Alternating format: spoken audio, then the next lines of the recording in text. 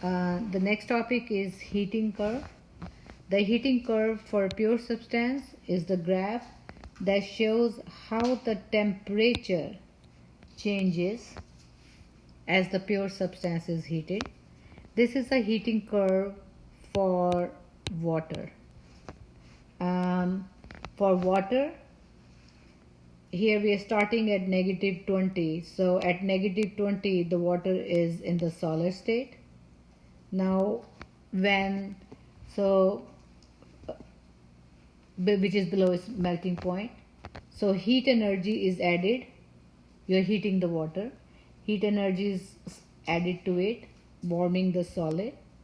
And when it reaches 0 degrees Celsius here, when it reaches there, now the temperature remains constant and the heat is basically getting used to convert solid to liquid. So here is your solid and here is your liquid. Now once the entire sample has melted, the temperature of the liquid starts rising again, and it keeps rising. When it reaches 100 degrees Celsius here, which is the boiling point of the water, now again the temperature remains constant and energy is being absorbed to vaporize the liquid. So here your water is in the liquid form and here now it is in the vapor form. Now here in a closed container, the continued addition of energy basically causes the temperature of the trapped steam to rise. So again, the important things here are that when we started at -20, then from -20 till 0, the heat energy was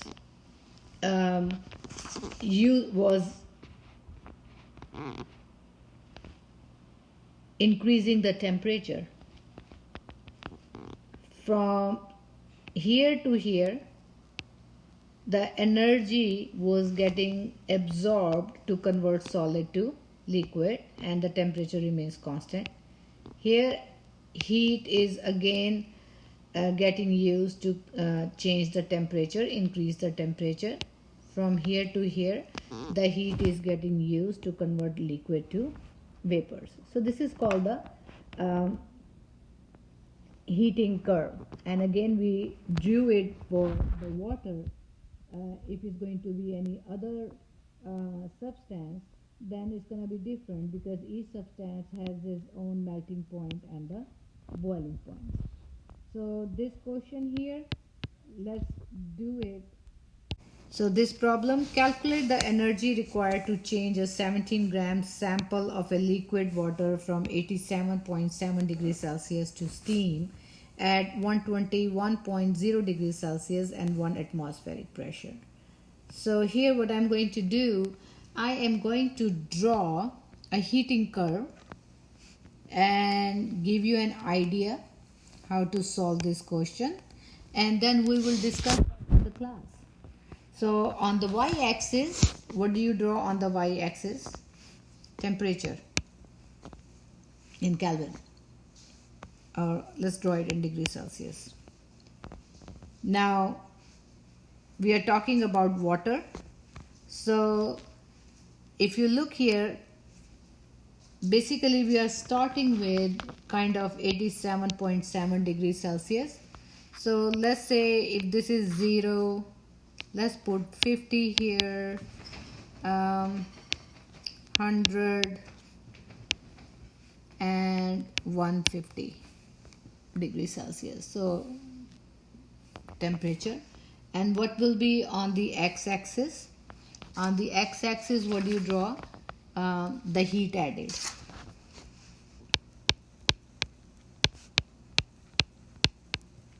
So we are starting at 87.7 degrees. So we have liquid water, and let's say this is 87.7 degrees Celsius here. So we are starting here.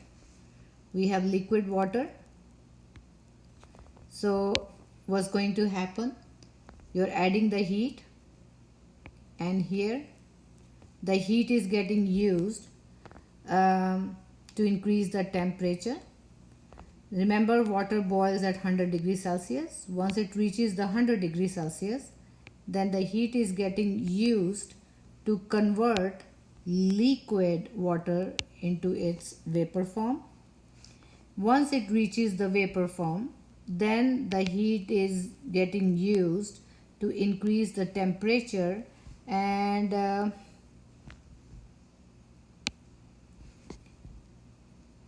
I should not go, I have to go only up till 121. So let's say just up till here, up till 121. So now I have to find out how much total energy is required from going from point A to point D. We need energy to go from A to B, B to C, C to D. From A to B, energy is getting used to increase the temperature. So we are going to use the formula for going from A to B. Whenever the change in temperature is taking place, you use the formula mass times specific heat times delta T. And this specific heat value will always be given to you. It is the amount of heat required to change the temperature of 1 gram of substance by 1 degree Celsius. So what is the mass? It is 17 grams. Specific heat of water is 4.184. Delta T is the change in temperature, which is final minus initial. My final temperature is 100 and initial is 87.7. So 100 minus 87.7. So using these formula in these values, I can calculate how much heat is required to go from A to B. Then second, I have to calculate the energy required to go from point B to C. From point B to C, the temperature is not changing, and I'm given the mass in grams. So remember, we discussed this formula.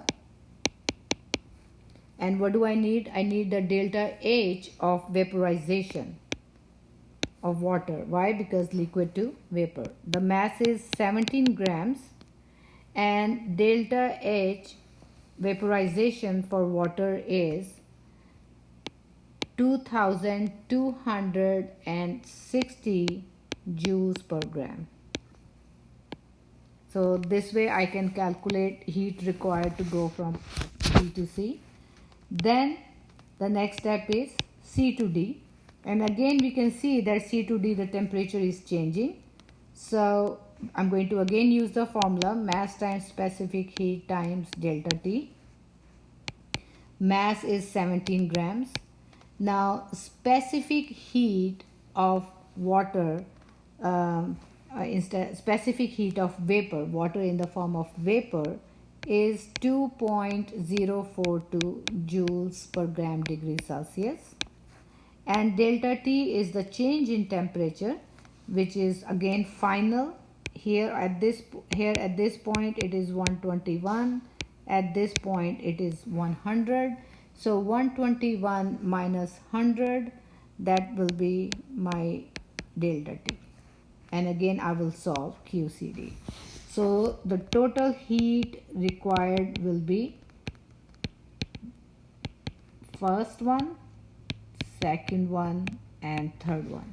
And if you solve this question, your answer should come out 42.02 kilojoule.